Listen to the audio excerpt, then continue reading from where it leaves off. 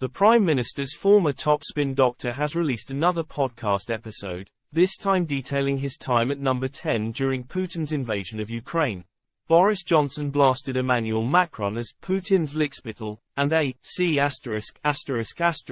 after the French president criticized Britain's response to the Ukrainian refugee crisis. The latest anecdote from Mr. Johnson's time in office once again comes from his former Director of Communications, Gitto Harry, who is releasing a weekly series of podcasts with Global. Mr. Harry reveals Boris Johnson found President Macron's attempts to talk Putin down from his invasion of Ukraine as nauseating. The most lurid revelation is that Boris allegedly told a small gang of us that he was going to have to punch Macron's lights out.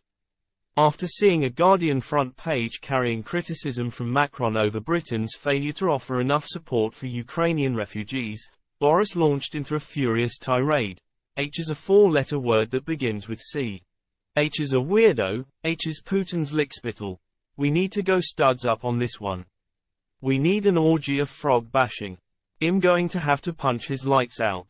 However, just weeks later when the pair met for the G7, Mr. Harry says the two leaders had patched it up and got on really well, going for a whiskey together.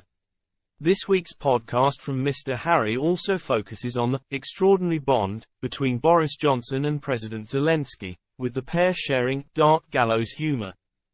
For the first few weeks and months following Putin's invasion, the two were on first-name terms and would speak every day, sometimes even more regularly than that.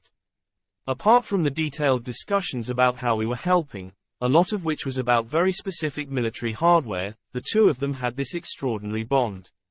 And dare I mention it, this kind of really dark gallows humor that was obviously a coping mechanism.